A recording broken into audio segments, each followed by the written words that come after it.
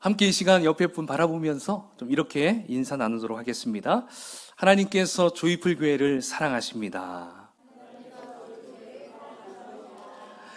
당신도 사랑하십니다. 이렇게 볼까요? 네, 네. 오늘로써 조이풀 교회가 벌써 만 2살이 되었습니다. 여러분 실감이 나십니까? 벌써 이렇게 되다니 조금 참 시간이 빨리 지나간다라는 생각을 해봤어요. 그래서 오늘 찬양 시간에 첫 번째 불렀던 곡, 그 가사처럼 여기까지 인도하셨네 감사하신 하나님, 장래에도 인도하시리 살아계신 하나님, 할렐루야. 예, 그 하나님이 더 마음에 와 닿는 것 같이 느껴졌습니다. 사랑하는 여러분, 여러분들은 우리 조이풀 교회가 앞으로도 장래에도 하나님의 인도함 받기를 원하십니까? 몇 분밖에 원하지 않는 것 같습니다. 그렇게 하나님의 인도하심 받기를 원하십니까? 아멘. 예. 그러면 여러분, 하나님의 인도하심을 받기 위해서는 우리가 어떠한 교회가 되어야 될까요? 그것에 대한 답 여러 가지가 있을 수 있겠지만 무엇보다도 다시 오실 우리 예수님을 어떻게 맞이하느냐, 어떻게 예비하느냐에 따라서 결정이 된다는 것입니다. 여러분, 요한계시록 3장 부분에 보면 그 소아시아의 7교회가 소개가 됩니다. 근데 그 7교회 중에 우리 예수님께 책망받지 않고 칭찬만 받았던 그 교회가 딱 2교회밖에 없었어요.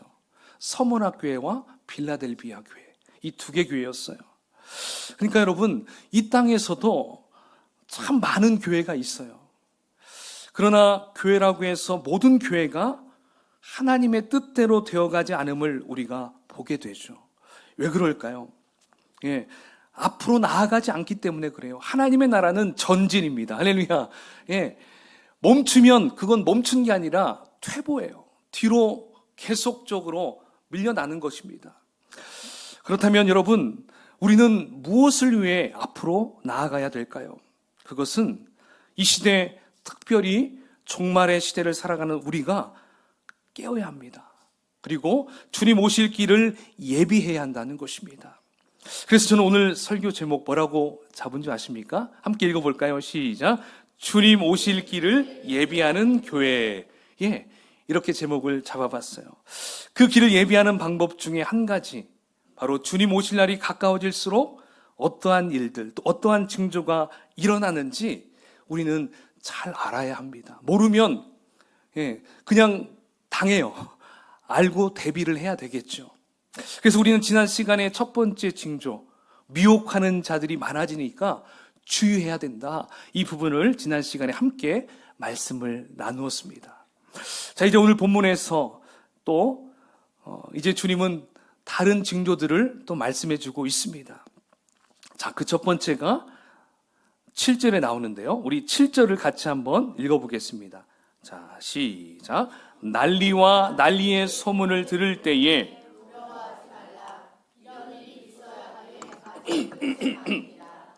아멘. 난리와 난리의 소문이 들린다고 합니다. 자, 그렇다면 난리와 난리의 소문, 이건 무엇을 의미할까요? 자, 첫 번째, 이 난리는 전쟁입니다. 전쟁. 실제 영어 성경에 이 난리를 어떻게 표현했냐면 war, W-A-R 이렇게 표기가 되어 있습니다. 그러니까 이 전쟁인데 구체적으로 어떤 전쟁인가는 오늘 8절 상반절에 잘 소개해주고 있습니다. 우리 그 부분을 함께 화면을 통해 읽어볼까요? 시작. 민족이 민족을, 나라가 나라를 대적하여 일어나겠고. 자, 전쟁, 민족과 민족이 전쟁을 치릅니다. 또 나라와 나라가 전쟁을 하게 돼요. 자, 그러니까 예수님께서 제자들에게 지금 이 말씀을 하신 이후에 얼마나 많은 전쟁이 일어났겠습니까? 말로 할 수 없을 만큼 많이 일어났어요. 세계 역사를 살펴보면 하나의 나라가 무너지고 세워지는 데에는 늘 뭐가 따를까요? 전쟁. 예, 이 나라와의 엄청난 싸움, 전쟁이 터져야 됩니다. 또 나라 안에서도 또 뭐가 일어납니다. 내전이 일어날 때 있잖아요. 그러면 뭐라고 합니까? 예, 좋은 말로 혁명이지. 예, 이게 뭐예요? 반역이 일어나요. 쿠데타가 일어나서 그 나라 안에서도 막 계속 바뀌고, 왕조가 바뀌고, 대통령이 바뀌고, 예, 이런 우두머리가 바뀌는 것은 다 전쟁을 통해서 일어난다는 걸 볼 수 있죠. 자, 지금 지구촌 곳곳에서도 여전히 전쟁이 일어나고 있어요. 러시아와 우크라이나 전쟁이 있고요. 그리고 이스라엘과 하마스의 전쟁. 예, 바로 이러한 전쟁들이 계속 벌어지고 있고, 또 가까이는 계속적으로 도발하려는 북한. 예, 북한이 계속 핵으로 위협을 하잖아요. 여러분, 앞으로도 어떠한 전쟁이 벌어질지 모르는 이 세대 속에서 우리는 살아가고 있다는 것입니다. 자, 첫 번째 난리는 전쟁이었고요. 자, 두 번째 난리는 뭐가 있을까요? 자, 8절 중반절에 보십시오. 곳곳에 지진이 있다고 합니다. 바로 지진. 여러분, 이 지진이 곳곳에 일어나요. 그러니까 예전에는 우리나라도 지진에서는 안전한 지대라고 이렇게 이야기해 왔어요. 근데 우리나라도 안전한 곳입니까? 아니에요. 여러분 기억하실 거예요. 2017년 포항에서 지진이 엄청나게 일어나가지고 수능 시험이 한 주 연기됐던 그때 기억나시죠? 예. 그래가지고 정말 온 나라가 난리가 아니었었습니다. 바로 이제 지진이라는 것은 어느 한 구역에 국한된 것이 아니라 범세계적으로 일어난다는 것입니다. 이것을 과학자가 발견한 것도 아니에요. 바로 이미 성경에서 우리 예수님이 분명히 말씀해 주고 있다는 것입니다. 자, 이제 세 번째 또 어떤 난리가 있을까요? 8절 하반절에 보니까 기근이 있으리니, 기근이 따르고 있습니다. 이 기근은 흉년과 굶주림을 의미하죠. 자, 그럼 이런 기근이 일어나는 데에는 자연재해를 통해서, 오늘 지진이, 또 가뭄, 자, 이러한 재해를 통해서 일어날 수 있고요. 또 전쟁과 같은 인공재해로서 일어날 수가 있다는 것입니다. 여러분, 지금도 세계 곳곳에는 가난과 굶주림 때문에 수많은 영혼들이 죽어가고 있습니다. 정말 너무나 안타까워요. 여러분, 기독교 이런 유튜브 채널 이렇게 보다가 광고 뜰 때 항상 나오잖아요. 가끔씩. 그 불쌍한 아이들 나오잖아요. 그런 아이들이 지금 계속적으로 일어나고 있어요. 생겨나고 있다는 것입니다. 여러분, 이게 왜 이렇게 아이들이 또 나라들이 기근에 허덕이고 있을까요? 바로 인간의 죄악으로 인해서. 그러므로 주님이 이 땅에 다시 오셔야만 모든 고통에서 해결받을 수 있다는 걸 우리는 알게 되는 것이죠. 자, 여러분, 이러한 난리가 일어나게 되면 과연 재난의 끝일까요? 아닙니다. 8절 마지막 뭐라고 적혀 있습니까? 재난의 시작이다. 시작입니다. 시작에 불과해요. 그러니까 재난의 시작은 곧 종말의 징조라고 볼 수 있어요. 그러면 우리 예수님께서 이러한 징조를 보고 어떻게 해야 한다고 말합니까? 자, 7절 하반절 한번 읽어볼까요? 자, 두려워하지 말라. 시작. 두려워하지 말라. 이런 일이 있어야 하되 아직 끝은 아니니라. 아멘. 여러분, 무슨 말씀입니까? 이게 전부가 아니다. 이러한 난리는 겨우 재난의 시작이다. 출발이다. 이걸 지금 우리 예수님이 말씀하고 있는 것입니다. 마치 임신을 한 여인이 이제 진통을 막 시작하는 것과 같아요. 진통을 시작한다고 애가 나옵니까? 안 나옵니까? 안 나와요. 이제 진통이 시작된 거예요. 그러니까 재난의 시작이라는 말은 앞으로 더 큰 환난이 지금 남아있다라는 뜻입니다. 여러분, 이렇게 종말의 징후들이 나타나면 꼭 나오는 게 있어요. 뭐예요? 극단적인 시한부 종말론자들이 꼭 나타나요. 그래서 그들의 관심거리는 뭡니까? 예전에도 그랬죠.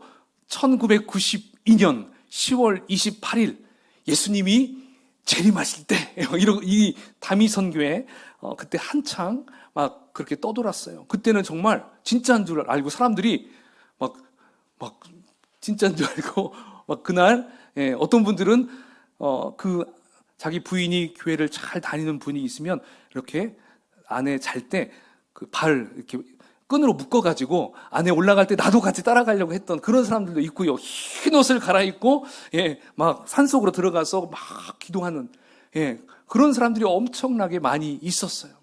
왜요?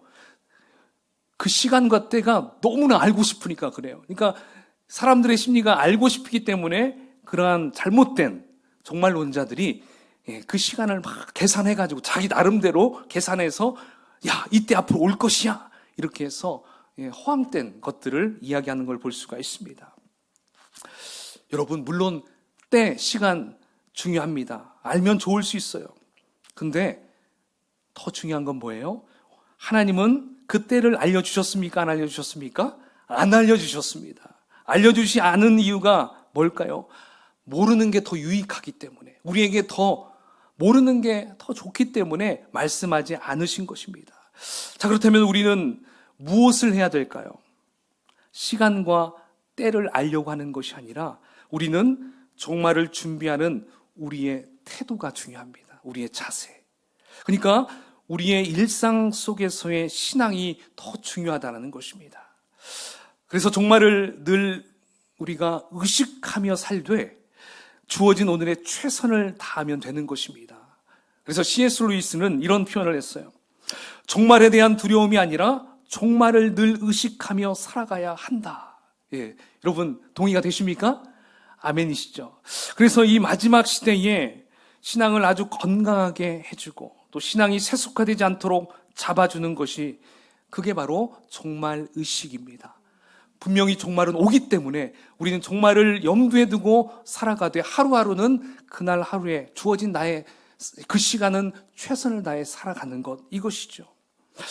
자, 이제 두 번째, 종말 시대에 또 어떠한 징조가 일어날까요? 9절 말씀을 함께 읽어보겠습니다. 시작. 너희는 스스로 조심하라.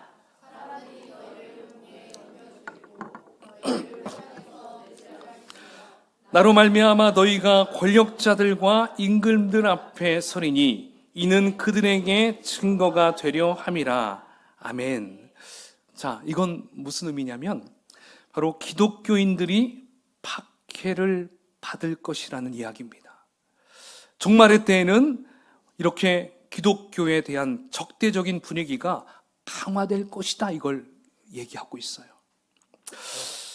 자, 근데요, AD 1세기에서 3세기 그때까지는요, 사실 기독교가 로마에 인정되지 않은 그냥 기독교라는 말도 없었어요. 그냥 어떤 집단, 예수라는 청년을 믿는 사람들을 가리켜서 그냥 그리스도인, 예수쟁이들, 이렇게 예수에 미친 자들 이렇게 이야기를 했는데 그 숫자가 점차적으로 많아지는 거예요. 그렇게 되니까 이 로마의 시민들이 또 로마의 황제가 이러면 안 되겠다, 큰일 났다. 그래서 어떻게 합니까? 그 로마 당국에서는 그 예수 믿는 자들을 박해하기 시작합니다.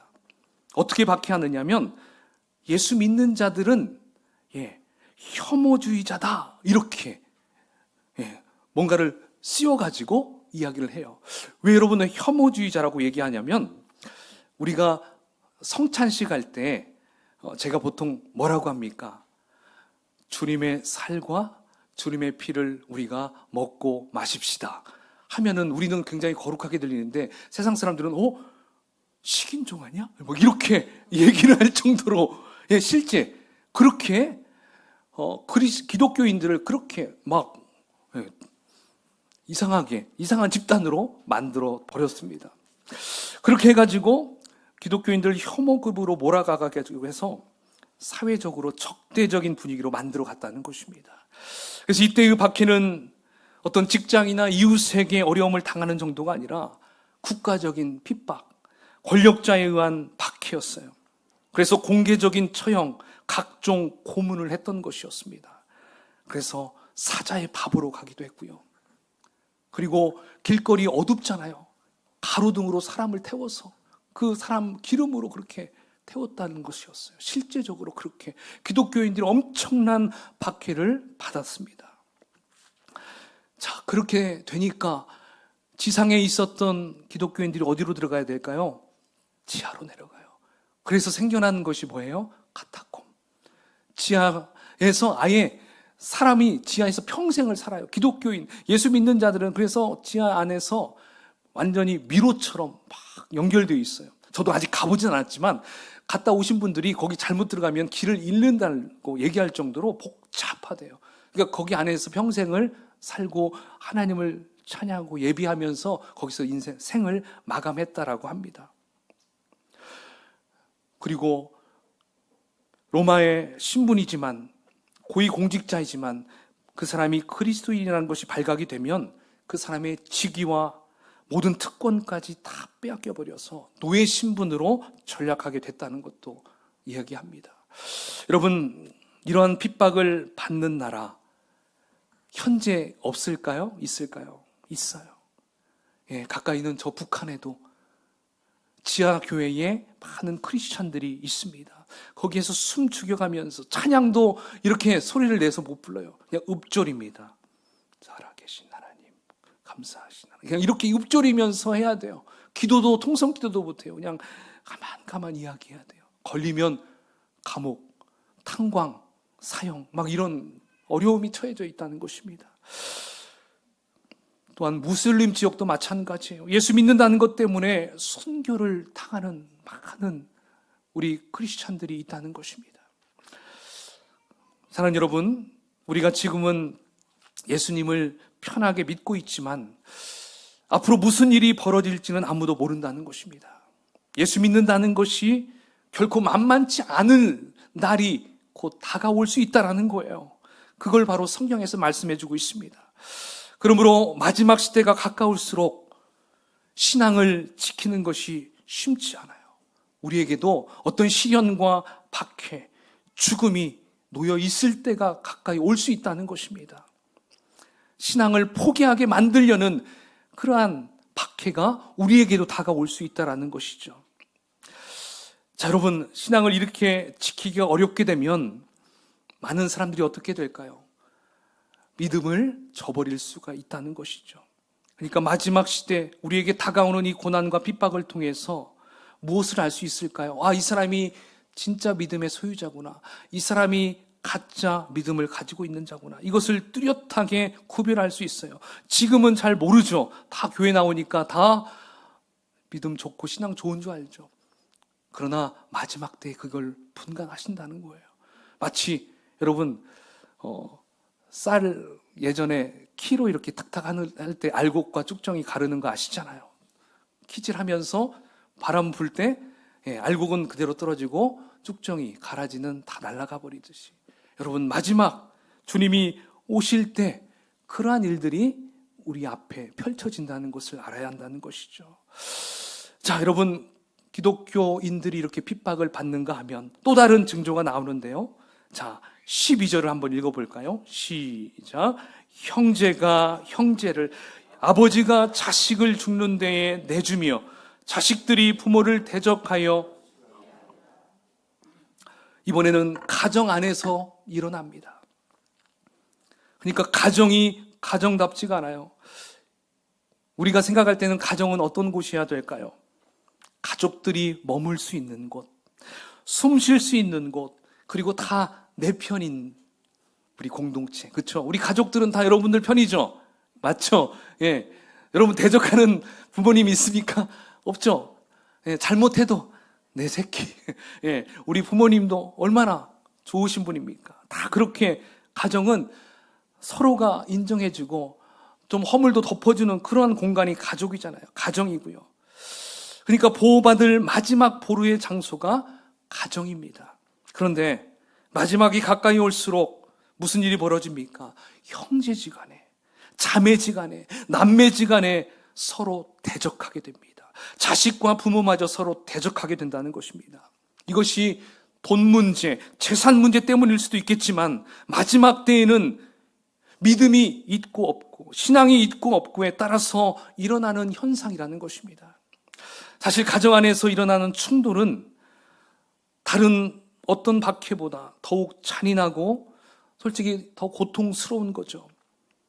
그러므로 먼저 믿게 된 우리 저와 여러분들의 사명이 무엇일까요? 알아서 믿지 마십시오. 저만 신앙생활 잘하겠습니다. 이렇게 되면 안 된다는 것입니다. 우리 모든 가족, 일원 한 사람 한 사람이 다 예수 믿어 구원 받게 해야 됩니다. 할렐루야. 우리는 그냥 한없이 기다릴 수 없어요. 어느 때가 되면 여러분 내 믿음 하나 지키는 것도 버거울 때가 온다는 것입니다. 그러한 때가 오기 전에 우리는 정말 부지런히 사랑하는 나의 가족을 위해 기도하고 복음을 계속적으로 이야기해 줘야 됩니다. 믿음은 들음에서 나는 거예요. 무엇을 들을 때? 예수 그리스도의 말씀을 들을 때 믿음이 자라게 됩니다. 할렐루야. 예, 그냥 속으로만 얘기한다고 되는 게 아니에요. 말을 하셔야 돼요. 표현을 하셔야 돼요. 그러면 자녀들이 돌아와요. 우리 부모님이 돌아와요. 내 남편이 돌아온다는 것입니다. 자, 여러분, 그 다음 매우 중요한 종말의 징조가 또 나타나고 있어요. 10절입니다. 함께 읽어볼까요? 시작. 다시 한번요. 그 다음 거. 예. 13장 10절. 예, 시작. 또 복음이 먼저 만국에 전파되어야 할 것이니라. 자, 병행구절 그 밑에 있습니다. 마태복음 24장 14절 시작. 이 천국 복음이 모든 민족에게 증언되기 위하여 온 세상에 전파되리니. 아멘. 자, 여러분 무슨 말씀입니까? 천국 복음이 모든 민족에게 다 증거되면, 다 전파되면 누가 오셔요? 예수님이 온다는 거예요. 그제야 끝이 온다는 것은 예수님이 그제야 재림하신다라는 의미이죠. 그러니까 이 세상의 종말은, 이 세상의 마지막은 복음 증거와 연결이 되어 있습니다. 자, 그러면 복음이 과연 얼마나 들어갔을까요? 제가 한번 이렇게 막 찾아봤어요. 여러분, 이 전 세계 나라의 개수가 133개국이래요. 근데 이 모든 나라 속에는 복음이 들어갔어요. 근데 나라 안에 있는 소수 민족들이 있죠. 제가 그걸 찾아보려고 해도 잘 안 나오더라고요. 수만 개의 종족이 있어요. 엄청 많아요. 근데 2022년 통계에 의하면 지금 몇 개가 남았냐면 7,000개의 종족이 복음을 접하지 못했다는 것입니다. 제가 2004년 그때 한창 선교에 관심이 있을 때도 들었을 때 25,000개의 종족이 있었다고 제가 얘기 들었거든요. 그러니까 굉장히 18년 안에서 많이 줄어들었어요. 그렇죠? 7,000개, 뭐 어떤 데서는 5,000개 이렇게 얘기하더라고요. 그러니까 이제 미전도 종족 숫자가 대폭 줄어들었습니다. 그러니까 점차적으로 그 숫자는 줄어들 거예요. 그렇죠? 자, 근데 이러한 종족들 가운데 어떤 종족이 많냐면 대부분이 이슬람교, 힌두교, 다른 종교가 다 찾고 있는 그 나라에 민족들이 참 많이 있다고 합니다. 그러니까 기독교가 그 안에 들어가기가 너무나 힘들다고 그래요. 그러므로 복음 전파는 바로 이 종말 시대의 교회의 사명이라는 것입니다. 하나님은 지금도 모든 민족이 돌아오기를 기다리시고 한 사람이라도 멸망에 이르지 않기를 원하십니다. 믿으십니까? 예, 바로 그것을 우리가 아버지의 마음인 것을 알아야 돼요.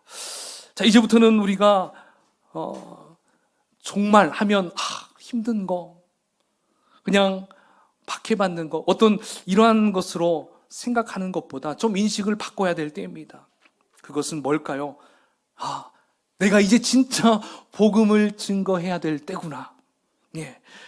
바로 이 복음 증거가 우리 예수님을 다시 이 땅에 오시는 그 길을 앞당기는 일이구나. 이것을 우리가 인식을 좀 바꿔야 한다는 것입니다. 그러므로 우리는 어디에 포커스를 맞춰야 될까요? 영혼 구원. 할렐루야. 영혼 구원하여 제자 만드는 교회. 우리는 영혼 구원에 초점을 맞춰야 돼요. 우리가 지금 멀리 비행기표 사가지고 해외 나갈 수는 없어요. 그러나 가까이 내 곁에 있는 분들부터 우리는 영혼을 구원해야 돼요. 그리고 선교사님들, 선교지에서 하시는 분들을 위해서 우리는 뭘 해야 될까요? 기도하고 지원해 줘야 되겠죠. 그러면 그분들이 힘을 얻어서 그 땅에서 열심히 또 전도 활동을 할 것입니다. 근데 여러분, 하나님께서는 참 마지막 때가 되면 우리에게 환난과 시련을 주십니다. 이건 좀 그냥 확 패스오버 할 수 없어요. 넘어설 수가 없어요. 이건 거쳐가야 한다는 것입니다. 근데 그거에는 다 뜻이 있더라고요. 왜냐하면 여러분, 초대교회 사도들 성령 충만함을 받고 이들이 예루살렘 그 지역을 떠나지 않았어요. 그냥 거기에서 함께 예배하고 하나님 감사합니다 막 거기에서 막 교회를 이루어 막 그랬어요. 근데 누가 한 명이 딱 죽었습니까? 스데반 집사가 딱 순교를 당하면서부터 뭐가 시작됐어요? 박해가 시작됩니다. 그러니까 예루살렘에 모여있던 수많은 그리스도인들이 어떻게 돼요? 뿔뿔이 다 흩어집니다. 다른 지역으로, 다른 나라로 다 가게 되죠. 그래서 탄생한 교회가 무슨 교회입니까? 안디옥 교회입니다.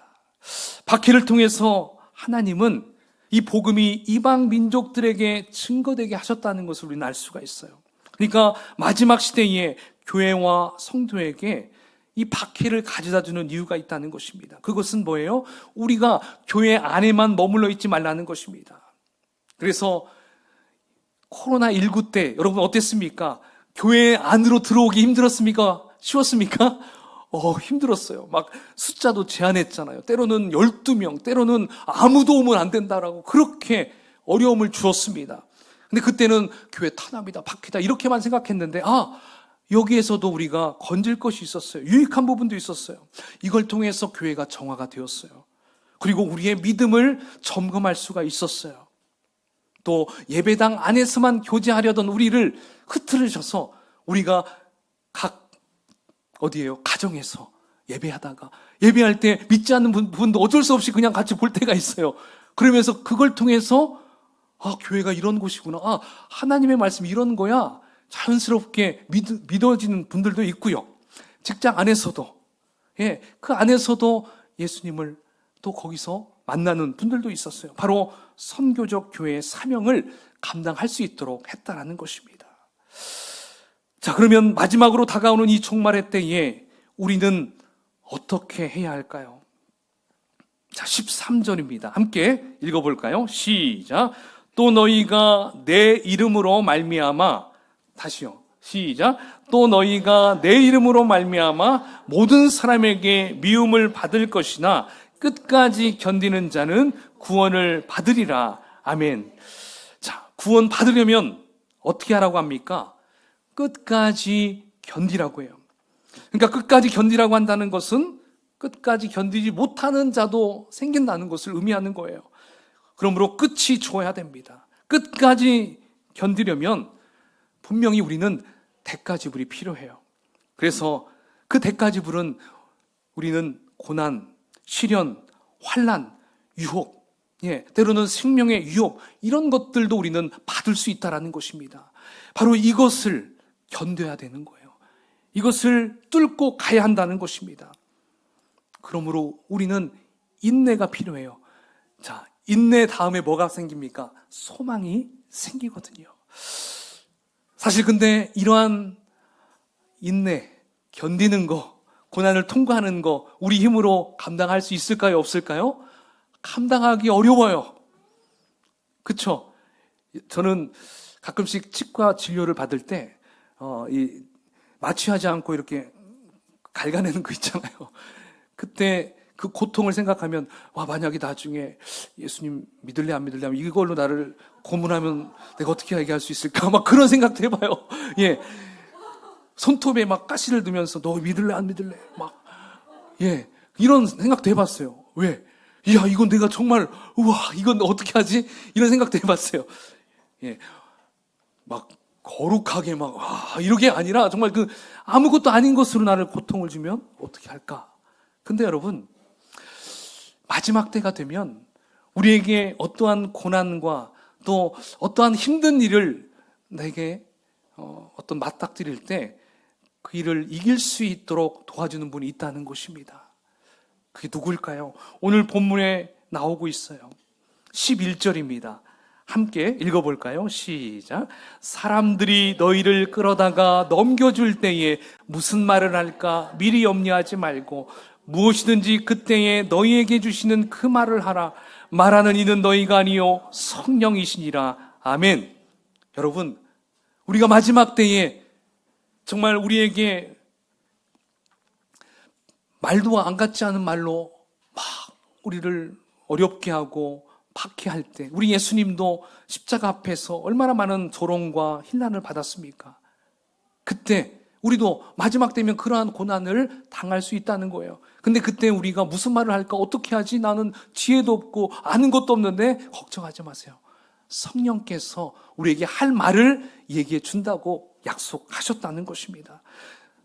고통도 고난도 이길 수 있는 힘 누가 줍니까? 우리 성령님이 주신다는 거예요. 그러니까 얼마나 감사합니까? 우리 제자들도요, 사실 부활하신 예수님을 만났을 때에도 그들은 두려움에서 헤어나지 못했어요. 야, 우리 다시 고기 잡으러 가자. 옛날 직업으로 찾으러 가자. 막 그랬어요. 그런데 이 제자들이 마가의 다락방에서 오순절 성령 침례를 받은 이후에 그들은 수많은 핍박 속에서도 담대하게 복음을 증거하는 삶을 살 수 있었습니다. 왜요? 성령께서 함께 하셨기 때문에 이 일을 감당했어요. 성령께서 그들이 해야 할 말을 하게 하셨고 그들에게 더욱 인내할 수 있는 힘을 주셨던 것입니다. 여러분, 앞으로 시련과 핍박의 시대가 올 것입니다. 우리는 그 고비를 넘겨야 됩니다. 그리고 핍박이 몰려올 때 그것이 끝이라고 여겨서도 안 될 것입니다. 그것으로 끝나는 싸움이 아니에요. 아이를 임신했을 때 여러분 생각해 보십시오. 진통이 심해질수록 뭐가 가까이 오는 거예요? 아이가 탄생할 시간이 가까이 왔다는 것입니다.